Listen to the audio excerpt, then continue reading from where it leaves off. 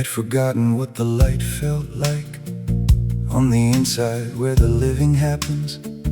I had learned to decorate the surface while the inside kept its permanent autumn. I was functional and even sometimes funny, could convince a room that I was fine. Had become so practiced at the performance that I'd lost the thread between the mask and what was mine. I was not dramatic about any of it, no great tragedy, no visible despair. Just a gradual and quiet kind of dimming, just a person learning to make peace with empty air. And I had made my arrangements with that version, had decided it was simply who I was, had stopped expecting any different morning, had stopped asking what the happiness was. And then you handed me something without warning, not a speech, not a promise, not a plan, just a moment full of light and without agenda, just a door left open by your hand. An invitation to happiness, written in the way you laughed at nothing. An invitation to happiness, in the way you made the ordinary something. You didn't fix me, didn't save me, didn't try to. You just lived out loud and pulled me along. An invitation to happiness, and I had forgotten that was something I was allowed. I was allowed, I was allowed, I was allowed.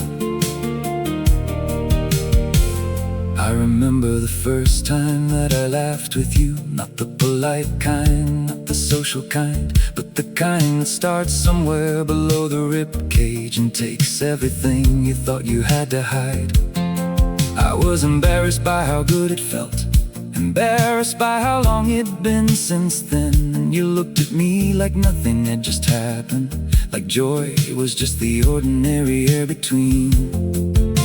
And slowly, without making it a lesson, without turning it into a thing to overcome, you kept on being stubbornly delightful. You kept on making room for me to come into the parts of life I'd cordoned off, into the celebrations I'd stopped keeping, into the simple daily acts of being glad to be alive and present and still breathing. And I followed you at first a little cautiously, the way you follow warmth when you've been cold, testing it, not quite believing it was real, not quite convinced that I was allowed to hold. An invitation to happiness, written in the way you laughed at nothing. An invitation to happiness, in the way you made the ordinary something. You didn't fix me, didn't save me, didn't try to. You just lived out loud and pulled me along. An invitation to happiness, and I had forgotten that it was something I was allowed. I was allowed, I was allowed, I was allowed. There is a particular kind of grief that lives in people who have gone too long without joy. Not the grief of loss, but of forgetting.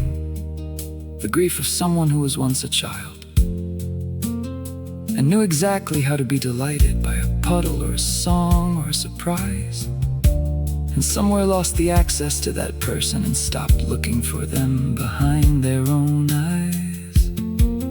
And you gave that person back to me, not in one grand moment, but in hundreds of small ones. In the Tuesday afternoon you made ridiculous, in the Saturday morning you refused to let be solemn. In the way you find the funny in the difficult, in the way you hold the lightness without shame, in the way you show me that surviving isn't living, and that I had been surviving for too long the same. And I am learning, I am genuinely learning what it means to let a good thing be a good thing, what it means to not brace for the ending, what it means to be inside the joy without the leaving. And some days it still feels foreign in my body, some days the happiness sits stiff and strange, but then you look at me and it relaxes, and I remember change.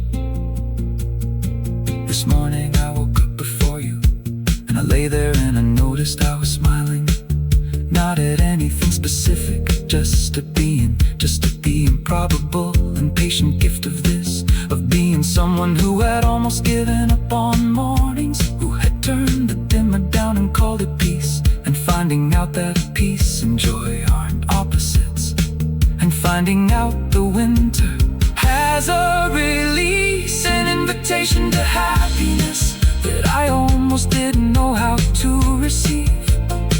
An invitation to happiness from someone who just quietly believed that I was worth the light, that I deserved the morning, that the winter I'd been living wasn't all an invitation to happiness.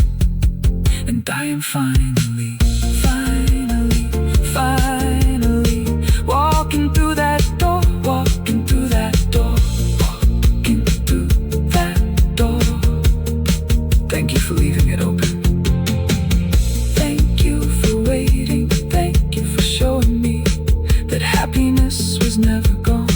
It was just waiting for someone like you to remind me that I was allowed, that I was always allowed to come back to the light, to come back to the light.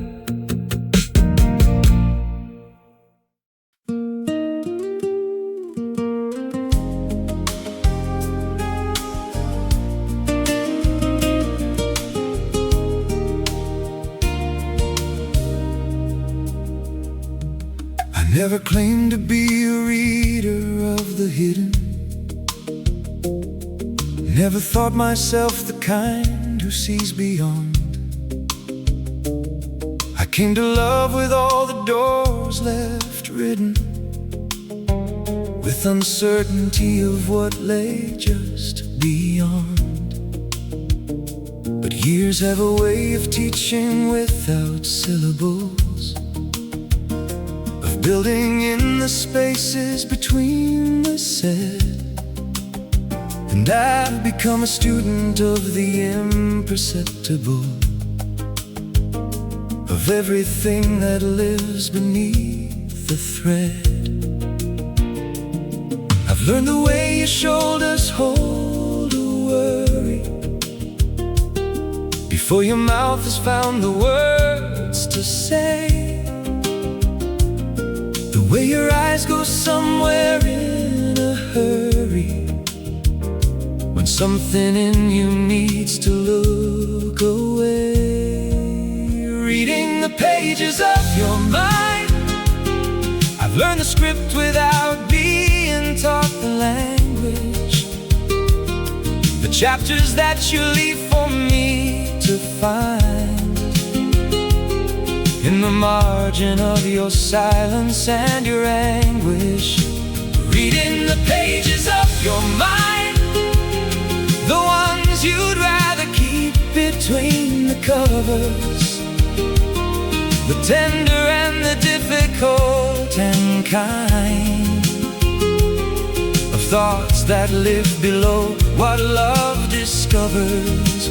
Reading the pages of your mind, and every page I turn reveals you deeper.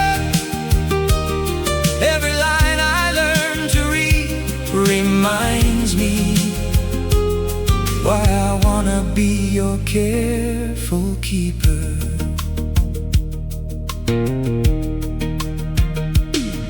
There's a chapter that you write in early morning, the one that lives between the sleep and wake,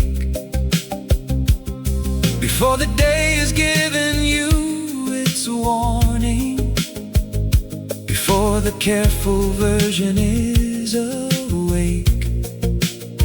I read that one the most, and with the softest attention that I have to give to you,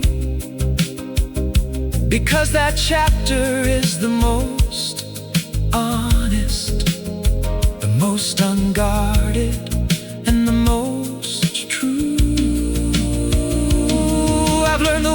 shoulders hold a worry, before your mouth has found the words to say. The way your eyes go somewhere in a hurry, when something in you needs to look away. Reading the pages of your mind, I've learned the script without being taught the language. The chapters that you leave for me to find, in the margin of your silence and your anguish. Reading the pages of your mind, the ones you'd rather keep between the covers, the tender and the difficult and kind, of thoughts that live below what love discovers. Reading the pages of your mind, and every page I turn reveals you deeper. Every line I learn to read reminds me why I wanna be your careful keeper. I don't read to possess you or to claim the private landscape of your inner world. I read because your mind deserves a name, deserves a witness as it is unfurled. Because the most extraordinary gift that love can offer in its quietest form is the willingness to sit with and to lift the pages of a person through the storm. Reading the pages of your mind, still finding passages I've never visited, still turning corners of a new and kind discovery I hadn't yet considered.